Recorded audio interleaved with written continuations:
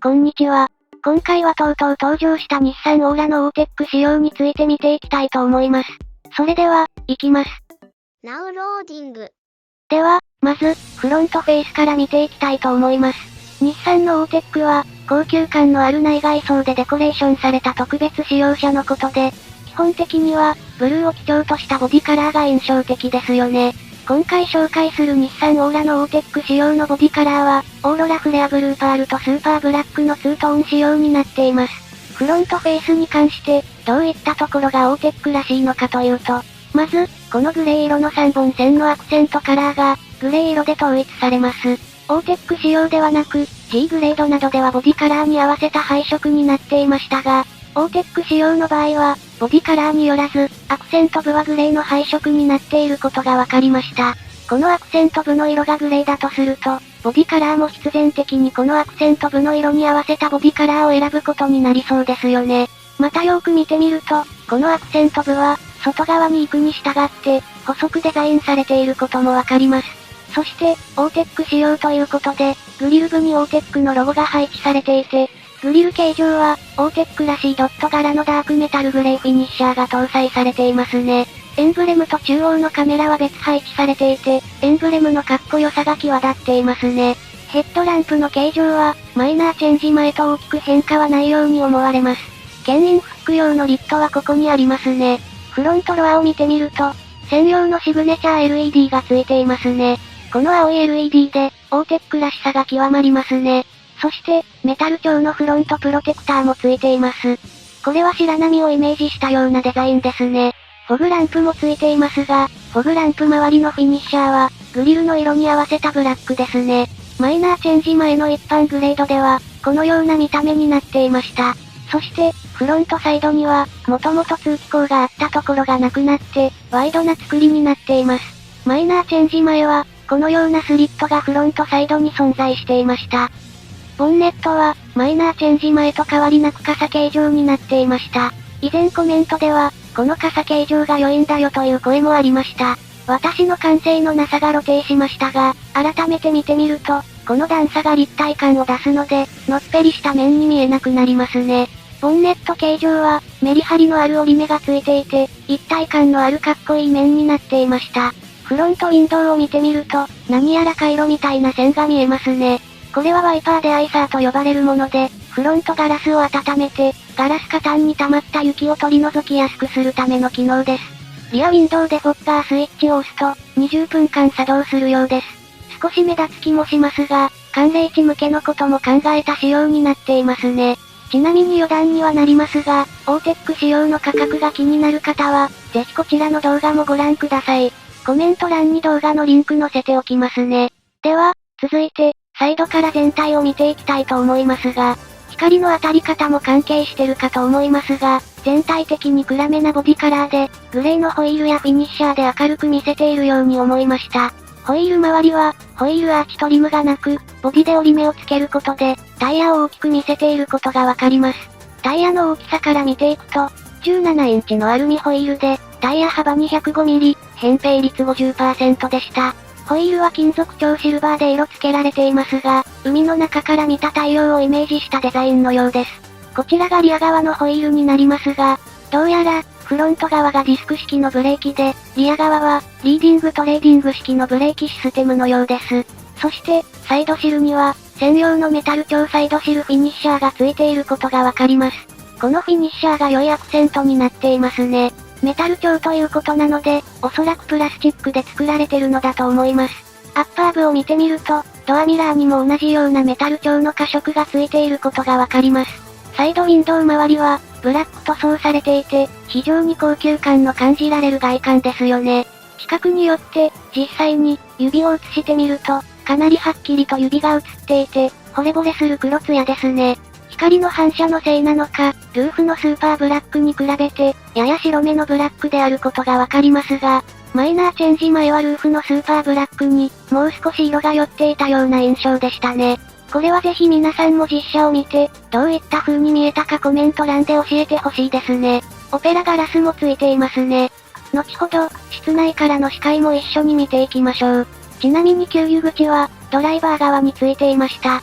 シュしたら開くタイプではなく、マイナーチェンジ前と特に大きな変更はありませんね。次に、リアから外観を見ていきたいと思います。リアアッパーのスポイラーは、マイナーチェンジ前から大きな差はなく、ハイマウントストップランプが、外付けでスポイラーの下についていますね。この作り、かっこいいですね。リアコンビネーションランプも特に変更はなく、中央で分割されています。分割されていないとよりかっこよく見えますが、かっこ悪いというわけでもないですね。余談ですが、このインフィニティの QX80 では、リアコンビネーションが中央で分割されていません。作る技術はあるし、作りたいとも思っているが、お金がかかってしまうから搭載できないということが伺えますね。それで、マイナーチェンジの大きな変更点としては、リアロアに多く見られました。まず、メタル調のリアプロテクターが搭載されていて、プロテクターの折れ目が、より外側に移動してきていました。こちらがマイナーチェンジ前のオーラですが、リアプロテクターの折れ目が内側に付けられていますよね。この折れ目がより外側に付けられているので、ワイドに見えますね。また中央には立体的な形状に見せるためなのか、あるいは、波を意識したのか不思議な三角形の凸形状が新たに加わっていました。そして、液パイも綺麗に隠されていて、下から覗き込まないとどこにあるかわからなかったです。では、バックドアを開けてみたいと思います。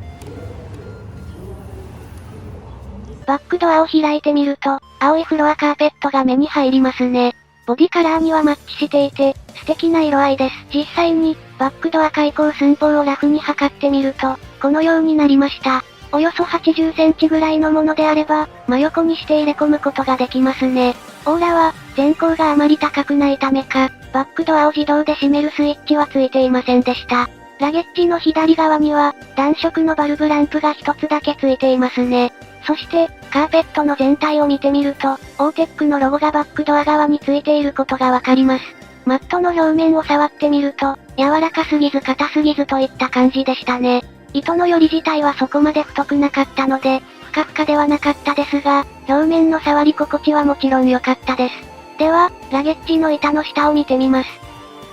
発泡スチロールで全面が覆われていて、パンク修理キットなどの小物アクセサリーが収納できるようになっていました。このさらに下は見ませんでしたが、おそらく 12V バッテリーや坊主のアンプがあるのかもしれません。一応マイナーチェンジ前のラゲッジ下を見てみると、よくわからない大きな不織布のような部品が置いてありましたね。そして、左側には、12V バッテリーと坊主のアンプがついていました。この黒いカバーがついている部品の下に、坊主のアンプがついていたんですね。マイナーチェンジ後は少し配置を変えているかもしれませんね。では、内装のドアを見ていきたいと思います。上から順に見ていくと、アッパー部は内張りになっていました。触ってみると、もちろん、硬いです。ハンドルは、サテンメッキになっていますね。そして、アンビエントライト照明としてライン照明もついています。この照明は元から G レザーエディションでも搭載されていましたね。パワーウィンドウスイッチも大きな変更はないですが、オーテック仕様ならではの青いステッチと合皮の設定がありますね。G のレザーエディションでは、ファブリックになっていたので、この合皮は人気になりそうですね。すぐ底付いてしまうので、ふかふかに柔らかくはないですが、表面の手触り感はすごく上質でしたね。ロアには、ドリンクホルダーが5つありました。書類も入りそうですね。そして、もちろん、坊主のスピーカーもついていることがわかります。ちなみにマイナーチェンジ前はこのようになってます。続いて、室内を見ていきたいと思います。シートから見ていくと、ヘッドレストには坊主製スピーカーがついています。オーテックの刺繍も入っていてかっこよく見えます。シートの一部が本革シートになっていて、その他が合皮になってるみたいですね。おそらく見た目と色合いから背面と座面が本革、その他が合皮になっているのだと思いますね。またブラックレザーシートなので、汚れが目立ちにくいというところもいいですね。このシワの見た目が、やっぱり本革っぽいよな。そして、青いステッチで革が縫製されてますね。周辺の部品をしっかり内張りで隠していて見栄えがいいです。そして、このシートはパワーシートになっていて、スライドリクライニングリフト調整ができます。シートベルトはこんな感じで、内張りの色は天井に合わせて、ベルトの色はシートの色にブラックでした。運転席側のフロアマットは、青色を基調としたオーテックロゴ付きのフロアマットでした。なんとなくスポーツ感もあるのがいいですよね。オーラは赤のボディカラーが似合うので、赤いフロアマットもあったらかっこよさそう。では、次に、ステアリング周りを見ていきます。マイナーチェンジ前からの変更点としては、本側のステッチが青くなっていることぐらいですかね。一応コンビスイッチ周りを見てみますか。アダプティブ LED ヘッドライトシステムが装備されています。チルトテレスコピックは、マニュアルタイプでした。要するに、ステアリングの位置を、手動で変更できるようになっていたということです。ステアリング右側を見てみると、ベンチレーターの上には合皮パッドがついていて、その他は大きな変化はなかったですが、ドリンクホルダーもついていました。ここにスマホを立てかけることができ、使い勝手の良い収納でした。さらにその下を見てみると、ステアリングヒーターやプロパイロットのハンドル支援オンオフスイッチ、ETC、給油口リットの解錠レバーがついていました。メーターディスプレイも大きな変更点はなかったです。ダッシュボード周りを見ていくと、A ピラーにはツイーターがついていました。ツイーターは元から設定することができましたね。それ以外は、ほとんど違いが見られませんでしたが、もともとファブリックを設定していたところが、合皮の設定になり青いステッチが入っています。G レザーエディションも、こんな風に合皮にしたらよかったのにな。レザーエディションだし、文字通り、レザーで統一してほしい。その合皮の下には、木目調フィニッシャーもついていますね。ただ、オーテックのブルーを意識してなのか、少し青みがかった木目になっていました。その下についているグローブボックスには、ダンパーがついていてゆっくりと開きます。グローブボックスはかなり大容量になっていて、中央に板が配置されているんですけれども、取り外すことができるようになっていました。取扱説明書やティッシュボックスを入れることを想定した作りになっているそうですね。フロアマットも先ほどのラケット同様、青色になっていてオーテックのロゴが映えますね。また、助手席のシートはパワーシートではなかったです。中央のナビ画面の外観は、ほとんど変更ありませんでした。大きくて見やすいディスプレイですね。メーターディスプレイとも疑似的に一体になっているように見えるので、先進性の感じられる作りだと感じました。そのナビゲーションの下のベンチレーターやエアコンのユニットも、見た目の変更はなかったです。もう一つお得な情報としては、シートヒーターが助手席と運転席両方についていることですね。さらにその下を見てみると、C タイプと USB 端子を差し込めるようになっていて、ワイヤレス充電もできるようになっていました。シフト周りは、アンビエントライトの照明で縁取られていて、木目フィニッシャーは、先ほど紹介した少し青みかかった見た目になっていました。しかもよく見ると、周りに合皮がついています。コンソールの収納も見ていきたいと思います。コンソールの収納容量は、ほとんど変わらなかったです。中身というよりも外回りが合皮になっていたので、肘を乗せた時の触り心地がかなり良かったです。オーテックロゴが浮き出ているのも、お気に入りポイントの一つです。そして、このコンソールの下には、箱ティッシュなどを収納できる程度の高さの収納が確保されていて、HDMI 端子も差し込むようになっていました。ルームミラーは、インテリジェントルームミラーになっていて、ミラーと液晶画面に切り替えることができるようになっています。室内ランプは変更なしで横長タイプの白い見た目のランプでした。実際に、点灯させてみると、暖色でしたね。SOS コール用のスイッチもついていました。この SOS コールは、日産コネクトに契約していないと使えないので要注意です。サンバイザーも見ていきます。左側に隙間がついているので、左手で開くような作りになっていますね。駐車券を差し込めるような突起がついていて、バニティミラーのみの設定で、バニティランプはついていませんでした。天井中央にも、ランプはついていました。こちらも暖色に光ります。そして、後方を見てみると、オペラガラス越しに見える風景は、こんな感じになっていました。なんやら黒い突起が見えますが、おそらくこれはデフォッガーだと思います。窓が曇った際に、その曇りを晴らしてくれるわけですね。そして、リアの内装も見ていきます。まず、リアドアの内張りから見ていくと、アッパー部は、フロントドアとほとんど同じ作りになっていることがわかります。ただし、ドアアームレスト周りに関して言うと、合皮が設定されていなく、内張りになっていたので、硬めな作りでした。正直なところ、オーナー自身が後席に座ることはないので、人に自慢したいと考えないのであれば、あまり気にすることではないのかもしれません。しかし、後席にスピーカーがつかないのは気になりました。坊主スピーカーにすると、リアのスピーカーはなくなってしまうみたいですね。そして、これがリアシートになりますが、もちろん、リアも合皮のシートになっていました。見た目から、おそらく後席も座面と背面は本側シートっぽく見えました。今シートを後ろに移動させすぎてしまってますが、フロアマットもありますね。そして、なんとコンソールのリア側を見てみると、C タイプの端子を差し込めるようになっていましたね。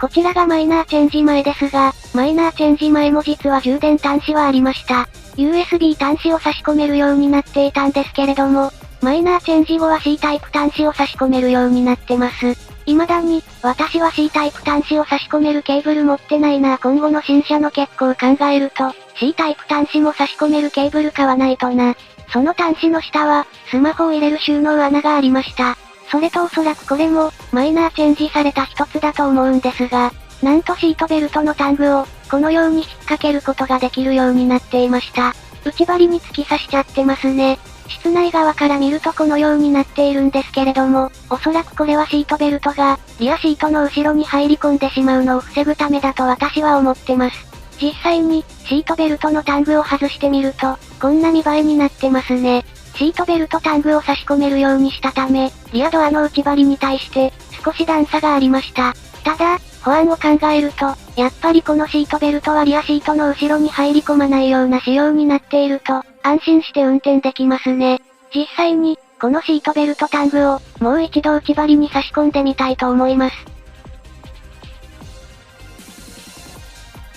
無事差し込むことができました。これはぜひ知っておきたい豆知識ですね。ちなみにこれは、マイナーチェンジ後の日産ノートになるんですけど、リアのシートを何度か倒すと、シートベルトがリアシートの後ろに潜り込んでしまうんですよね。何度か繰り返しシートを倒してみたんですけれども、高確率でシートベルトタンクが後ろに潜り込んでしまっていました。もう一回シートを倒してみると、シートベルトには一切触れていないんですけれども、シートの形状のせいなのかこんな感じで、シートベルトが後ろに行ってしまいました。実際に、リアシートを持ち上げてみると、こんな感じで、シートベルトがいなくなります。ただ、日産ノートもよーく見てみると、オーラと同じように内張りに穴が開いていることがわかりました。こういったことから、この穴の存在は知っておいて良いと思います。リアシートについているコンソールを展開してみると、箱ティッシュみたいな形状で、肉厚でした。表面が合皮なので触り心地いいですし、かなりふかふかに作られていました。ドリンクホルダーもについていましたね。実際に、コンソールを閉じる際も、片手で閉じることができたので、使いやすい作りになっていました。では、リアシートを倒してみたいと思います。このオーテック車両は二輪駆動なので、ラゲッジフロアとシート裏面の間で段差が生じてしまっていますが、これが気になる方は、四輪駆動を見てみてほしいですね。おそらく四輪駆動は、フルフラットになっているはずです。バックドアウィンドウ越しに後ろを見てみると、このような光景が広がってました。また、リアシート上部に関して言うと、天井が変にくぼんだりしていないので、広々した室内空間だと感じました。いかがでしたでしょうか？日産オーラは、上級グレードが人気があるため、このオーテック仕様も人気が高いと思います。ぜひ皆さんの感想をコメント欄で教えてくださいね。それではまた。